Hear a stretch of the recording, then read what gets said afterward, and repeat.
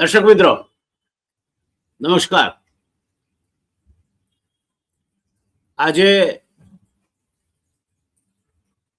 જે વાત કરવી છે તે હવામાનના પ્રકોપમાંથી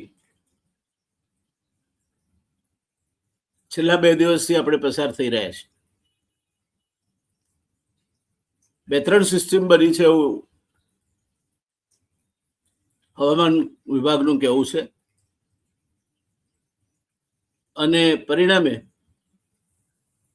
ચારે તરફથી વાદળો અને 40 થી 60 કિલોમીટરની ઝડપે ફૂંકાતો પવન ગુજરાતના જુદા જુદા વિસ્તારોને ધમરોળી રહ્યા છે. ઘઉં લગભગ લેવાઈ ગયા છે. એના પહેલા જીરું પતી જાય, રાયડો પતી જાય. અત્યારે નુકસાન થાય એવી સૌથી વધારે શક્યતા જો કશાની હોય તો એ બાગાયત, અને બાગાયતમાં પણ કેરીની છે. અને એટલે આજે કેરીને કેન્દ્ર સ્થાને રાખીને, કેરી એટલે આમ્રફળ, ફળોનો રાજા, એના વગર મોસમ અધૂરી લાગે. કોયલ બોલે, આંબે મોર આવે, અને કોયલના ટોકારા કૂ કૂ કૂ સંભળાવા માંડે.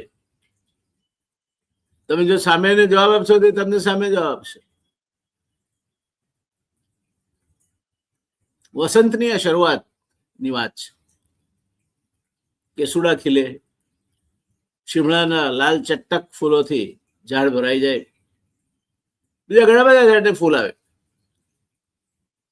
અને એટલે વસંતની શરૂઆતને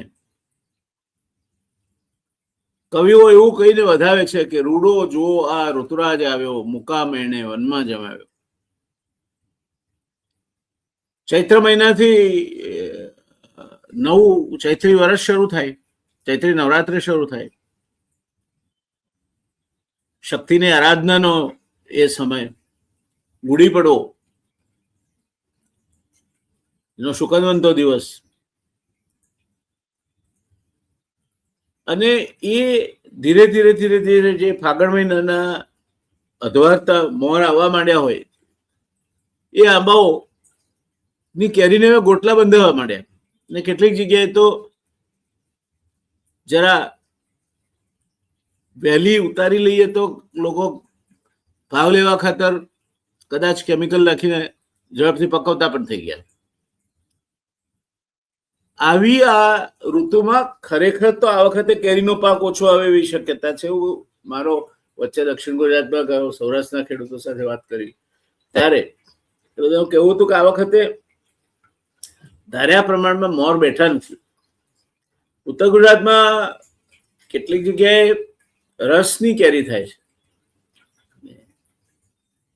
એ વિશિષ્ટ પ્રકાર છે.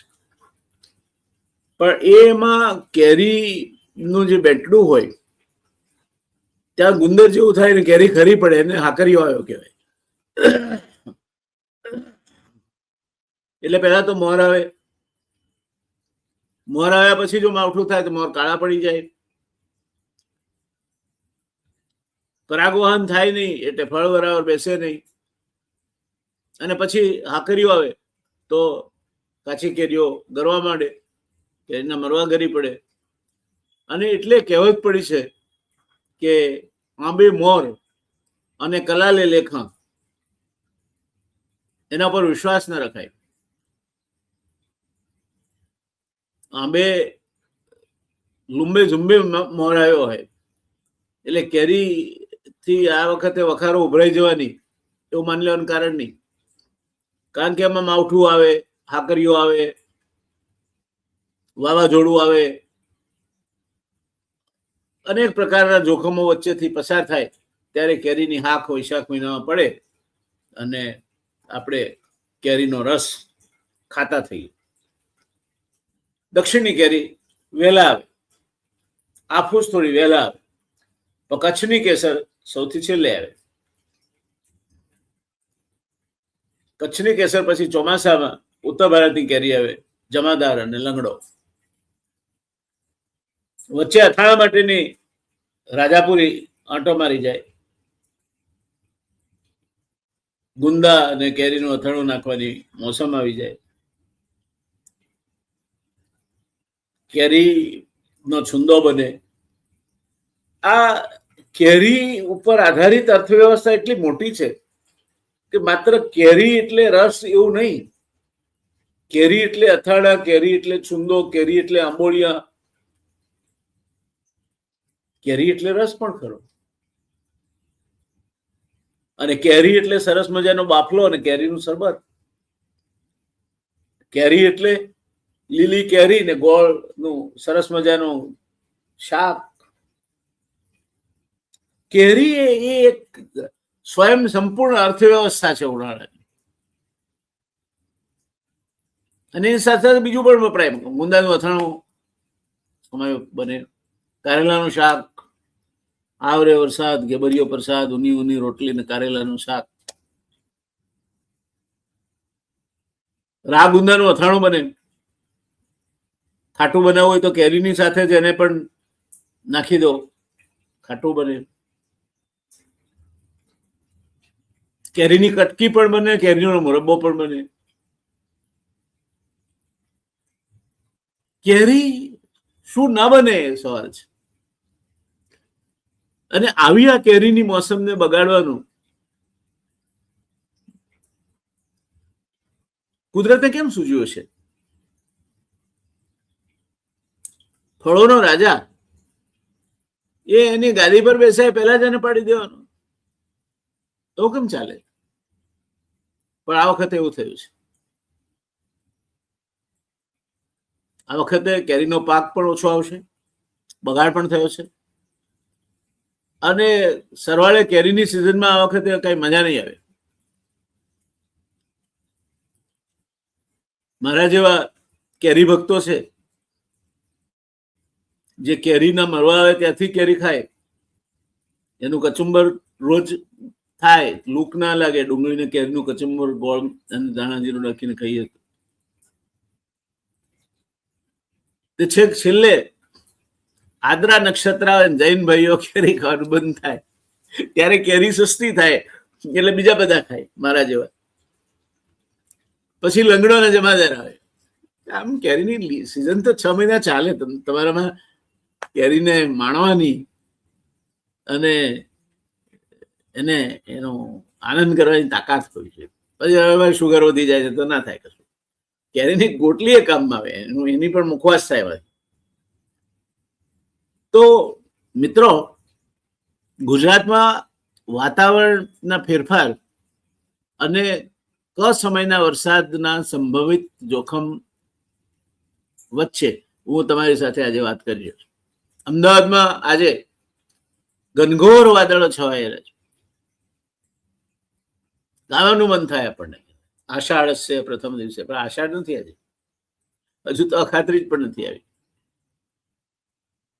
પણ આ વાદળો જોઈને જીવ બળે છે. આ વાદળો જોઈને મન મોરે બની થન ગાત કરે, મન મોરે બની થન ગાત કરે, મન મોરે બની થન ગાત કરે. ગાવાનું મન નથી થતું. આને તો જોઈને ચીસો પાડવાનું મન થાય. જારે કાલી બદરિયા. શું કરવા અમારા કેરીના પાકને બગાડવાતું હોય ભાઈ? પણ બધું આપણું ધાર્યું થોડું થાય. એટલે અત્યારે હું આર્ટિકલ આ તમારા માટે વાત રેકોર્ડ કરી રહ્યો છું ત્યારે અમદાવાદમાં આકાશ ગોરંભાયેલું છે. સરસ મજાનું કાળું વાદળ છે. પવન સારી એવી ગતિએ ફૂંકાતો હતો, અત્યારે ધીમો પડ્યો છે. ક્યાંક ક્યાંક થોડો ગગડાટ પણ સંભળાય છે અને વીજળીના લીસોટા પણ દેખાય છે.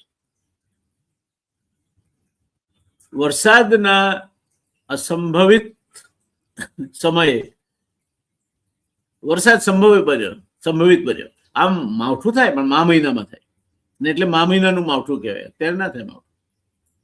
ચૈત્ર ચોખ્ખો હારો, ચૈત્ર વૈશાખ એમાં આ ચળીતર ના હોય, પણ આ વખતે છે. એટલે આ વિષય ખાસ કરીને હોર્ટિકલ્ચર એટલે કે બાગાયત પાક પર ધ્યાન કેન્દ્રિત કરીને તૈયાર કરવામાં આવે છે. આમાં અનાજના ખેડૂતોને સાંકળવાનો પ્રયત્ન નથી કર્યો, માફ કરજો, એમના વિશે ઘણા કાર્યક્રમો કર્યા છે. આજે માત્ર ને માત્ર મારો પ્રિય ફળ આમ્રફળ, ફળોનો રાજા કેરી, એને કેન્દ્ર સ્થાને મૂકીને કાર્યક્રમ તૈયાર કર્યો છે. કારણ કે આ સમયે આલ્ફોન્સો, આપણે તો અંગ્રેજ છે ને એટલે હાફૂસ, આલ્ફોન્સો અને કેસર કેરીનો પાક બજારમાં પ્રવાસવાની તૈયારીમાં છે. તળાલા બાજુની તો કેસરના સોદા ચાલુ થઈ ગયા હતા માર્કેટ યાર્ડમાં. કચ્છની કેસર થોડી મોડી આવે છે.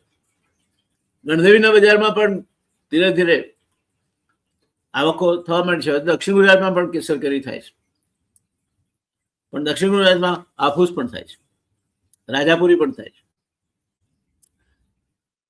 આવા સમયે વાતાવરણના ફેરફારે ગુજરાતની આ બાગાયત કૃષિને ભારે અસર કરી છે.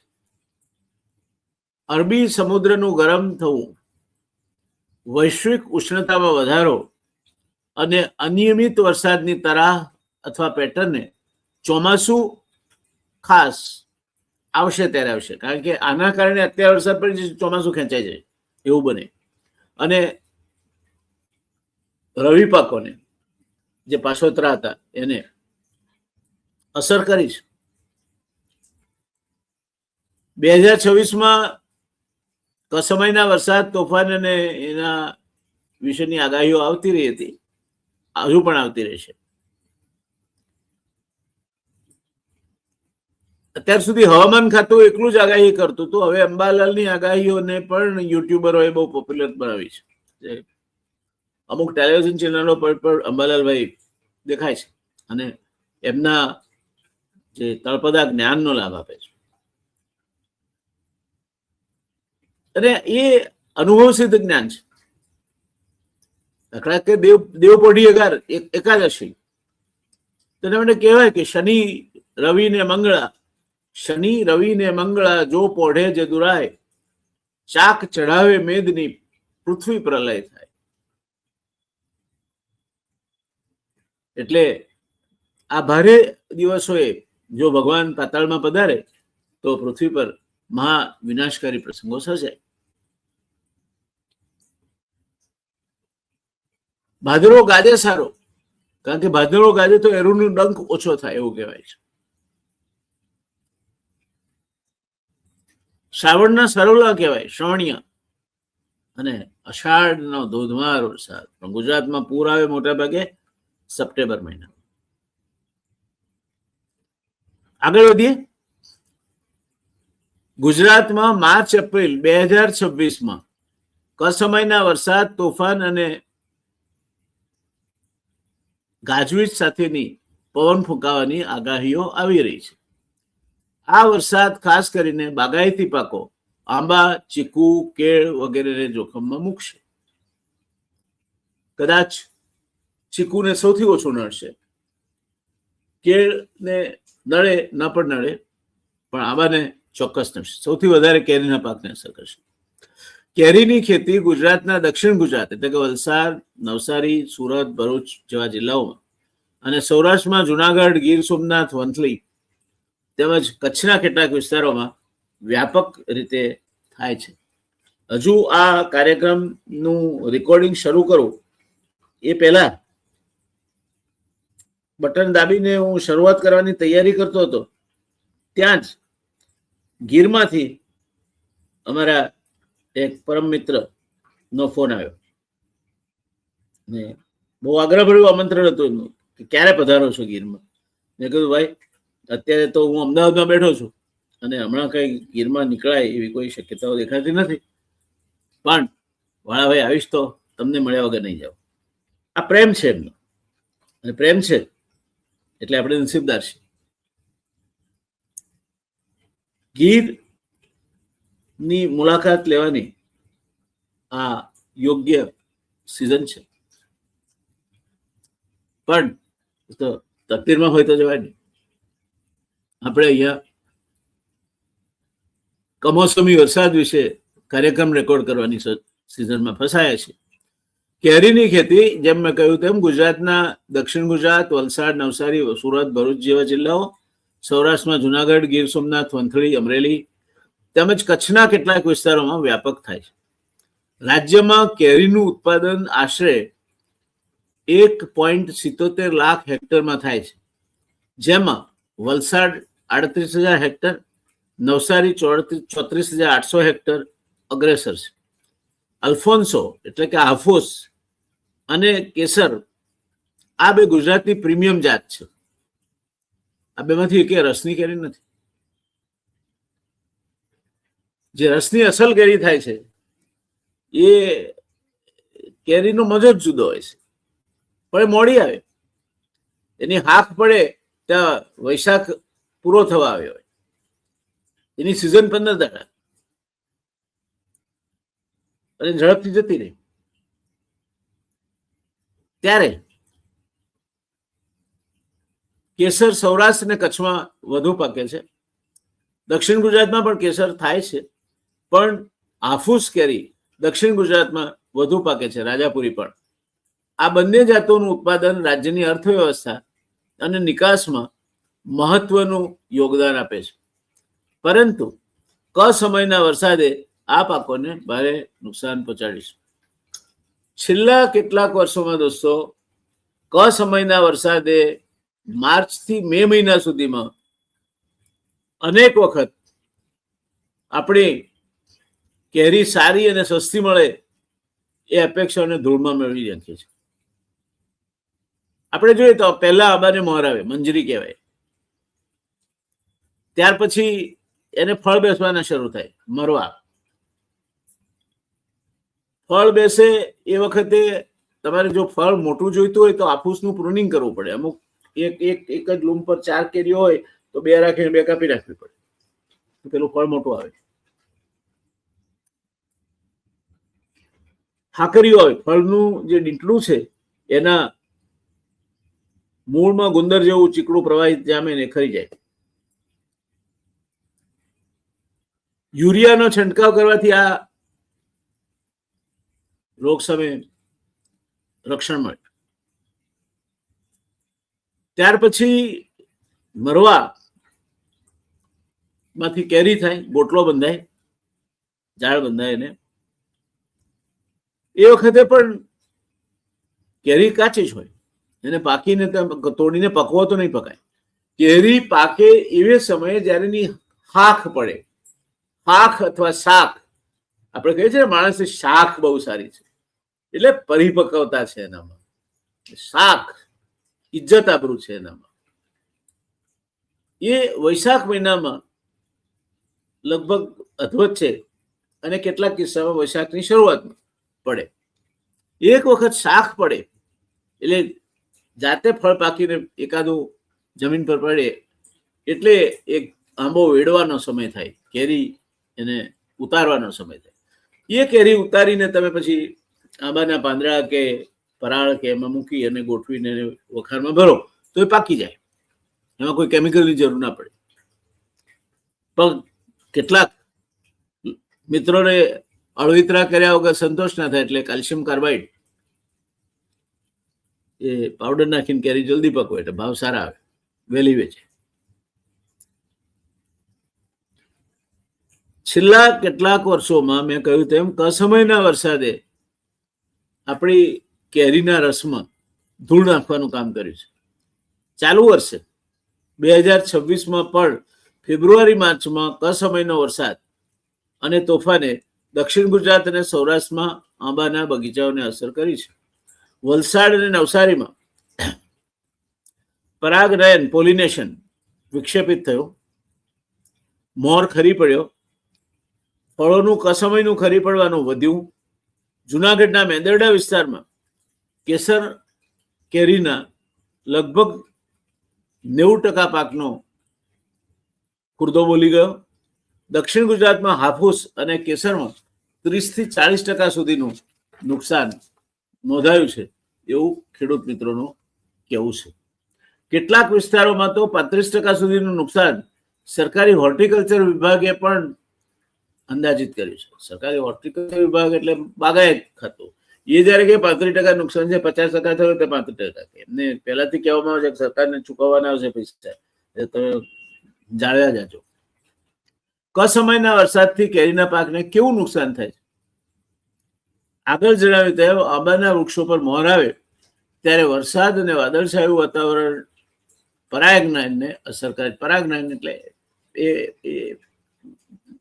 એક ફૂલ પરથી બીજા ફૂલ પર પરાગરજ પડે તેને પરાગ વહન, એટલે કોઈ મધમાખી કે પતંગિયું કે બીજા કોઈ કીટના અથવા પવનના કારણે પરાગરજ ઉડી અને બીજા છોડ પર ફૂલ લાગ્યું હોય ત્યાં પડે, પરાગવહન કહેવાય. તો પરાગનયનને અસર કરે છે. ફૂલો કાળા પડી જાય, મોર કાળો પડી જાય,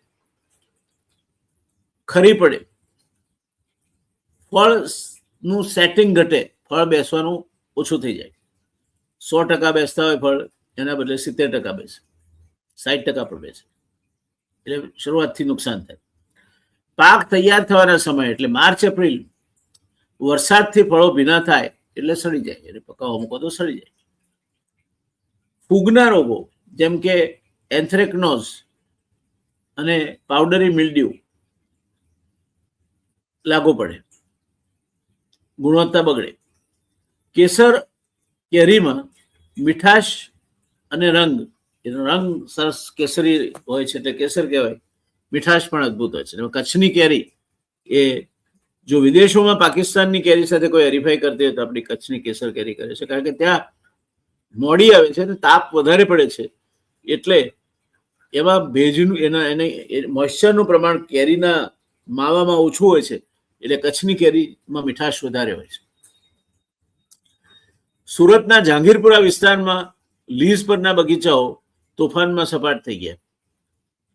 જુનાગઢ વંથલીમાં 100થી વધુ કેસર કેરીના વૃક્ષોનો બાગ ધરાવતા ખેડૂત ગિરીશભાઈ ભીમાણીનું કહેવું છે કે વરસાદે વ્યાપક નુકસાન કર્યું છે. વલસાડના દશરથ દેસાઈ જેવા ખેડૂતો જેઓ 70 એકરમાં 4000 આંબાના વૃક્ષો ઉગાડી કેરીની ખેતી કરે છે, તેમને ત્યાં 40%થી વધારે ફળ પડી ગયા છે. પલ્પ ફેક્ટરીઓ જે સામાન્ય રીતે 1600 રૂપિયે ટનના ભાવે આ કેરી ખરીદે, એ અત્યારે 350-400 રૂપિયાના ભાવે ખરીદે છે. ને આમે ખરી પડેલી કેરી એમાં ક્યાંક તો નુકસાની આવવાની છે. પછડાય એટલે ફાટી જાય ફળ, ચાંદુ પડે, નુકસાન તો આવવાની છે. એટલે એમને પણ નુકસાન જાય, પણ સાવ આટલો બધો ભાવ નીચો નહીં થઈ જવો જોઈએ. પણ બજારમાં એકદમ સપ્લાય વધી જાય ને આ સંગ્રહી તો શકાય નહીં. કાચી કેરી પડી, ઉપરથી પડી વાવાઝોડાના કારણે તો બગડી જાય. એટલે એને પ્રોસેસ કરવા માટે આ કારખાનાવાળા લઈ લે, જે 1500-1600 ભાવે લેતા હોય એના બદલે 350-400 ભાવે લે. હોર્ટિકલ્ચરમાં માત્ર કેરી જ નહીં, ચીકુ, કેળ, પપૈયા અને અન્ય ફળો પણ અસરગ્રસ્ત થાય છે. ગુજરાતનો ગાર્ડન કહેવાય દક્ષિણ ગુજરાત એટલે. અને ત્યાં ચીકુડીને સ્ટેટ બેંક ઓફ ઇન્ડિયા કહે છે. ચીકુડીને ત્યાં 12 માસ ફળ આવે. જ્યારે પૈસાની જરૂર પડે ત્યારે ચીકુડીને તમે હાથમાં લો એટલે ખર્ચા જોગા નીકળી રહે. એને સ્ટેટ બેંક ઓફ ઇન્ડિયા કહેવાય. જો કે ત્યાં પણ પ્રદૂષણના કારણે હવે ચીકુડીઓ કપાવા માંડી છે. ખેતીમાં હવે હોર્ટિકલ્ચર ઇન જનરલ અને ચીકુડીનું વાવેતર ઇન પર્ટિક્યુલર દક્ષિણ ગુજરાતમાં ઘટી રહ્યું છે. એટલે ચીકુ ખાવાનો શોખ હોય ગોલવડના તો હજુ પણ મળે તેટલા ખાઈ લેવા, 10 વર્ષ પછી કદાચ નહીં મળે. પરંતુ હાફૂસ અને કેસર ગુજરાતની બ્રાન્ડ છે, રત્નાગીરીમાં પણ થાય છે, જે દેશભર અને વિદેશમાં પ્રખ્યાત છે. આ પાકોનું નુકસાન ખેડૂતોની આવકને અસર કરે છે અને બજારમાં પાકી કેરીના ભાવ વધારે છે. એક કેરીનું ફળ જેવો ભાવ 100 રૂપિયાનું આવે, 150 રૂપિયાનું આવે, ડઝનના 1800 રૂપિયા ડઝનની આવે ને 2000-2500 રૂપિયા ડઝનની કેરી આવે. કસમયે પડી ગયેલ ફળોનો ભાવ ઘણો ઓછો મળે છે. મોસમી વરસાદને કારણે કેસરના ભાવમાં 400 રૂપિયાનો ઘટાડો અને રાજાપુરીમાં 200 રૂપિયાનો ઘટાડો જોવા મળે છે, કારણ કે વરસાદના કારણે કેરી પાકતા પાકતા કોવાય એવી શક્યતાઓ પણ ઊભી થાય છે.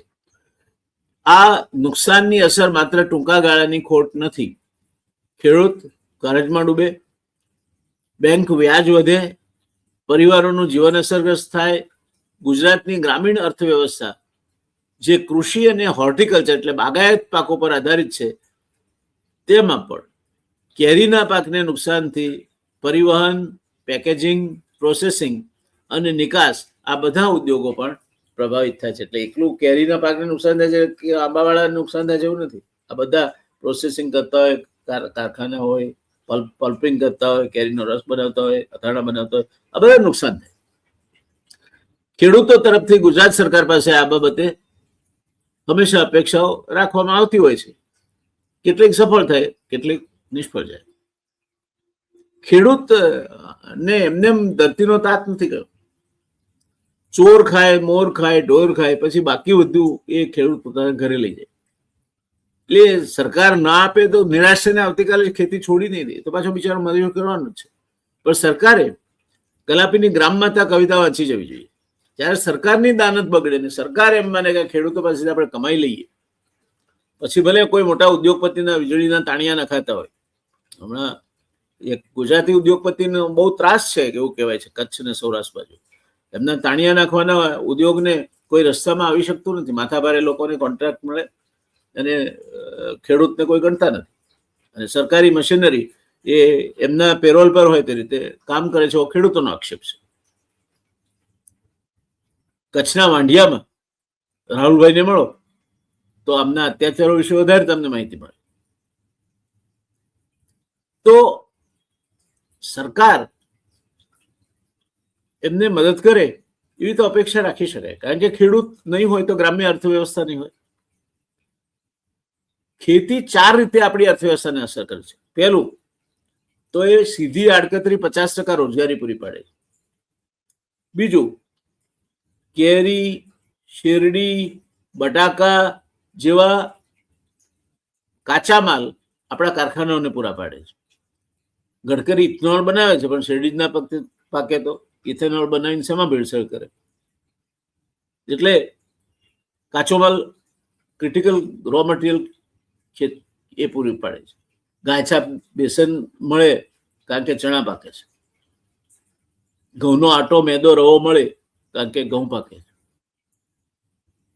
એટલે ઉદ્યોગોને કાચા માલ તરીકે, પછી મકાઈ હોય તો સ્ટાર્ચ બનાવવા માટે પણ વપરાતી, કોર્નફ્લેક્સ પણ બને, એ વપરાય છે. એટલે ખેતી એકલો ખેડૂત કમાય છે એવું નથી.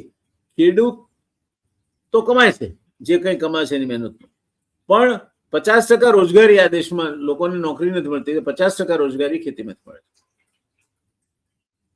50% કરતા વધારે. ક્રિટિકલ રો મટીરિયલ ખેતી પૂરું પાડે છે. ત્રીજું, સીધી આડકતરી રીતે ખેતી આધારિત ગ્રામ્ય બજાર વ્યવસ્થા આ દેશમાં જે ઉત્પાદન થાય છે એની 50% બજાર પૂરી પાડે છે.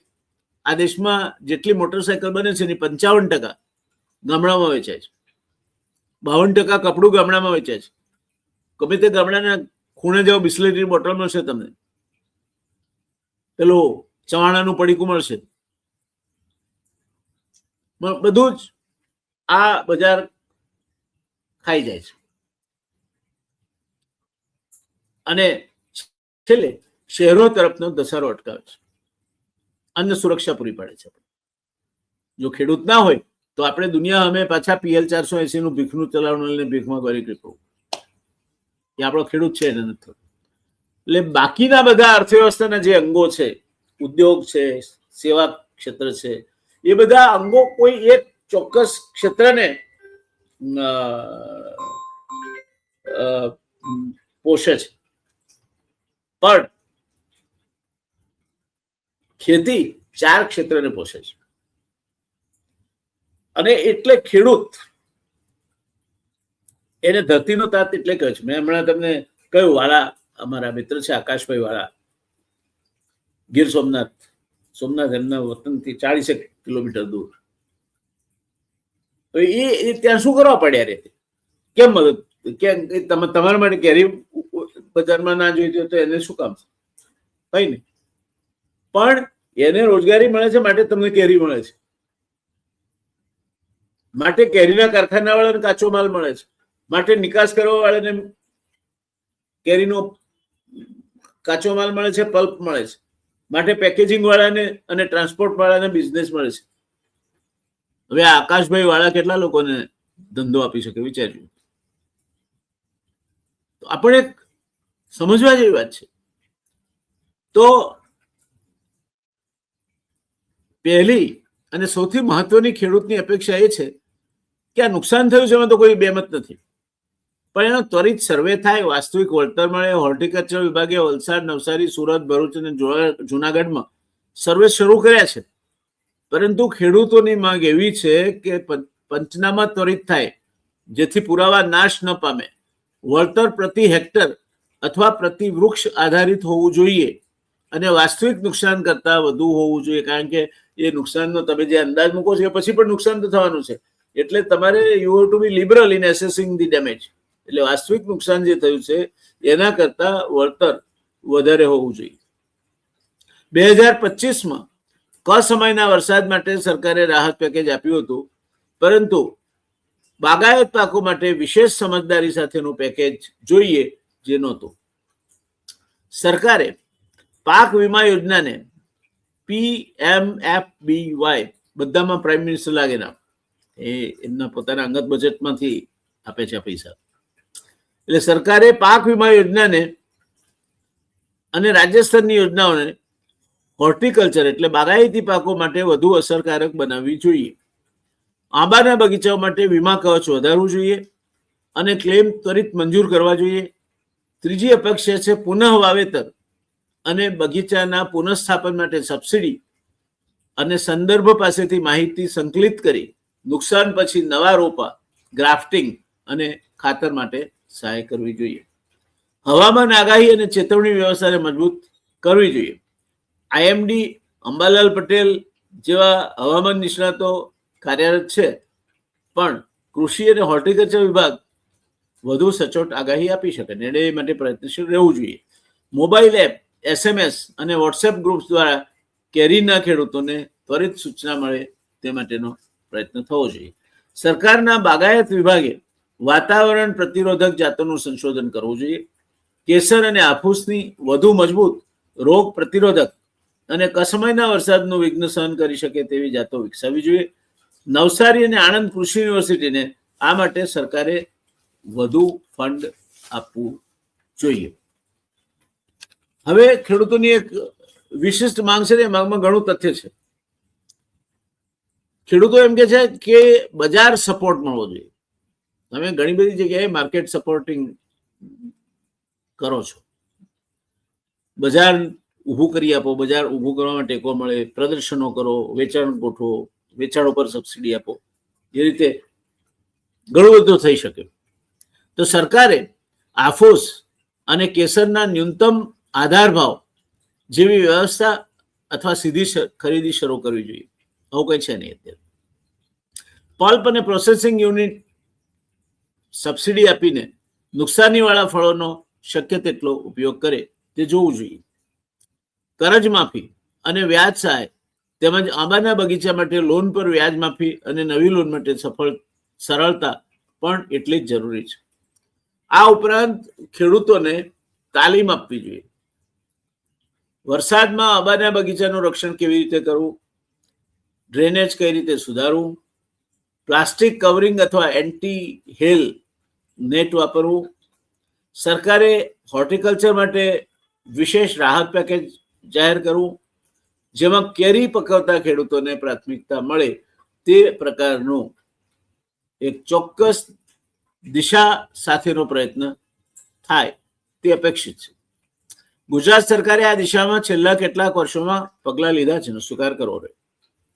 જેમ કે નુકસાન બાબતે ઝડપી સર્વે અને રાહત, પરંતુ બાગાયત વિભાગ ખાસ કરીને હાફૂસ અને કેસર કેરી માટે વધુ વ્યાપક અને ત્વરિત કાર્યવાહી કરે, એના નુકસાનના અંદાજ મુકાય અને ચોમાસું શરૂ થાય તે પહેલા જ્યાં નવી રોપણી કરવાની હોય તે માટેની સબસિડી અથવા તો કલમો મળે અને બાકી જે કંઈ સહાય આપવાની હોય તે ચૂકવાઈ જાય તે માટે બાગાયત વિભાગે આક્રમકતાથી કામ કરવું જોઈએ. ખાસ કરીને હાફૂસ અને કેસર કેરી માટે વધુ વ્યાપક અને ત્વરિત કાર્યવાહી જરૂરી છે. જો સરકાર અને ખેડૂતો સાથે મળીને કામ કરશે તો આ જોખમોને ચોક્કસ ઘટાડી શકાશે. આપણી કેરીની હાફૂસ અને કેસર જેવી જાતો ગુજરાતની શાન છે. તેઓ રાષ્ટ્રીય અને આંતરરાષ્ટ્રીય બજારમાં ગુજરાતનું નામ રોશન કરે છે. તેમાં પણ હું કચ્છની કેસર કેરીનો વિશેષ ઉલ્લેખ કરીશ. એની સ્નિગ્ધતા અને મીઠાશ એનું એક આગવી વિશિષ્ટતા છે. કસમાઈના વરસાદના જોખમને ધ્યાનમાં રાખી ખેડૂતને રક્ષણ મળે, નુકસાન સામે એની તકલીફમાં ઘટાડો થાય એવી યોજનાઓ જરૂરી છે, જેથી સરકાર ખેડૂતો સાથે તેમના કસમાઈના હવામાન પલટાના સંકટ સમયે તેમની સાથે ઊભી છે અને તેમની મહેનતને સુરક્ષિત કરશે એવી ખેડૂતને ખાતરી થાય. આ ખાતરી ખેડૂતને થવી જોઈએ. તમારી જાહેર ખબરોમાં તમે જે કરો છો, એસટી ની પાછળ લગાડી જાહેર ખબરો, બાગાયત વિભાગ સદા સક્રિય. અરે પણ ક્યાં એસટી પાછળ ક્યાં સક્રિય થવાનું છે? જ્યાં બાગાયત છે એ ખેડૂતના ખેતરમાં સક્રિય થવાનું ભાઈ, એ નથી થતા. તમે આમ તો આપણે બધાએ પર્યાવરણ સંરક્ષણ તરફી પગલાં લેવા જોઈએ. વૃક્ષારોપણ, પાણી સંરક્ષણ અને ટકાઉ હોર્ટિકલ્ચર અપનાવી આપણે આવનારી પેઢી માટે સારું ભવિષ્ય તૈયાર કરી શકીશું અને ગુજરાતની પ્રીમિયમ બ્રાન્ડની કેરીઓ વધુ ને વધુ પાકે તે દિશામાં ગુજરાતને લઈ જઈ શકીશું. આશા રાખીએ આવું થાય. અંતે જય જવાન, જય કિસાન.